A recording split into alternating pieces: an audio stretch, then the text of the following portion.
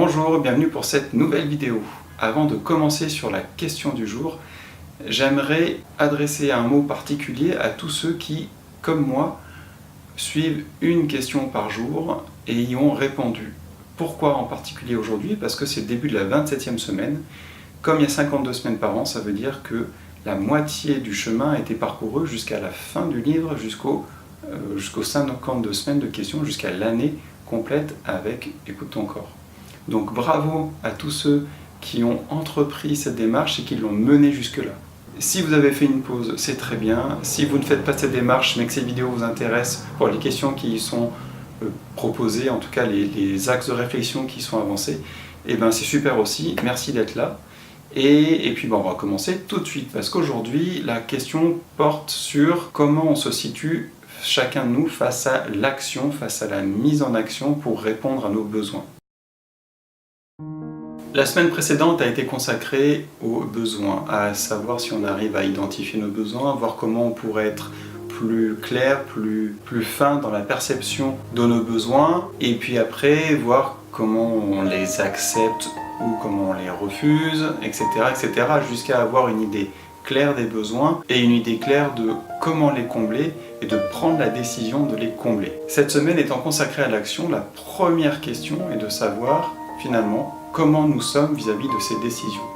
Est-ce que nous passons à l'action ou pas? Et même d'aller un petit peu plus loin, de savoir finalement quel genre d'acteur nous sommes vis-à-vis de ces besoins. Est-ce que nous sommes plutôt du genre à on a découvert un besoin entre guillemets, c'est-à-dire qu'on a déterminé un de nos besoins, on l'a identifié notre besoin, on a identifié quelles seraient les meilleures façons de le combler, et puis si on a décidé de répondre à ce besoin de la manière qu'on a trouvée, est-ce qu'on passe à l'action? Alors il y a des personnes qui passent tout de suite à l'action, elles ont un besoin, tout de suite les idées se mettent en place sur comment le répondre, ou en tout cas une idée de comment y répondre arrive, et hop, d'emblée, dans la foulée, hop, elles vont passer à l'action.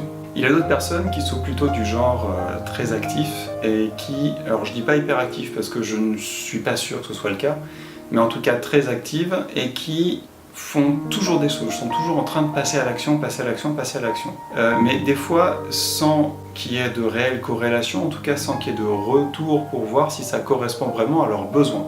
Du coup, ce sont des personnes qui font, mais qui au final ne sont pas satisfaites parce que tout ce qu'elles font ne correspond pas à ce qu'elles cherchent. Et je pense qu'il y a aussi une troisième catégorie, ce sont les personnes qui ont identifié leurs besoins, qui savent à peu près comment y répondre, en tout cas une idée de première tentative pour y répondre, qui ont pris la décision d'y répondre, en tout cas qui se sont dit bah oui c'est bien, c'est ça dont j'ai besoin, je le veux, mais qui en fait ne passent jamais à l'action et gardent ça uniquement en tête.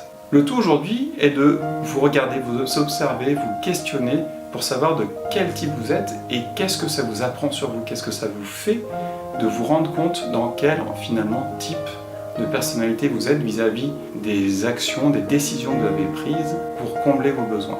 J'arrête là pour aujourd'hui, je vous souhaite une très belle journée, merci d'avoir regardé cette vidéo et surtout, prenez soin de vous.